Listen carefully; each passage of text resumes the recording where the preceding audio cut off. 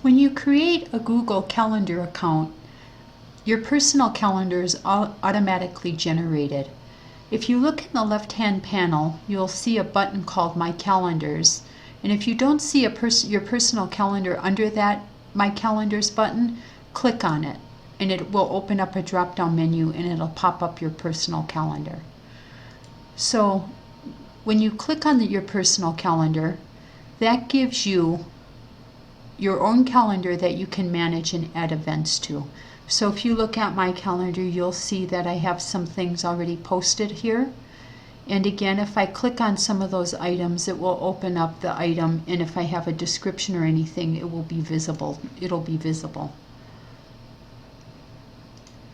If I want to add a calendar to my calendars, I just go back to the My Calendar button and I click on the drop-down menu, and I'm going to create new calendar.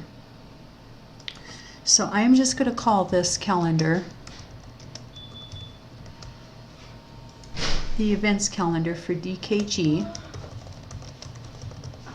and I'm going to add a description, and then down here I have the option of making this calendar public.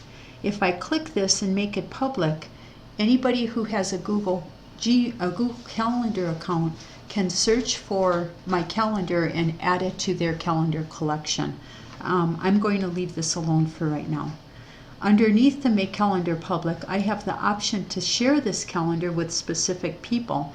So if I wanted to make this a DKG events calendar and invite everybody in my chapter to share this calendar, I could add each person by email and I could set their permissions. So if I decided I wanted to add a certain person to this account, I could add them, and then I could set their permissions and tell them how I want them to behave using my calendar.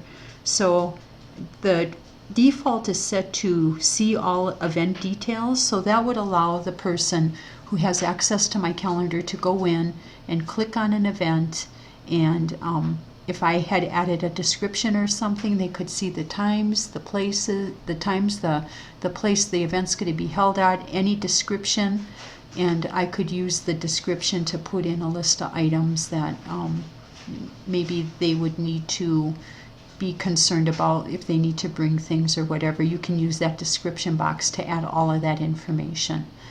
So the default again is set to see all events and details, and that is a good default setting. If you wanted to share the calendar with someone to help and have them help you manage the calendar, then you could change the setting to make changes and manage sharing. So then that way, 2 people are adding stuff to the calendar, or 3 people, however you designate. You could have the whole team who is actually sharing that calendar going in and managing and sharing events.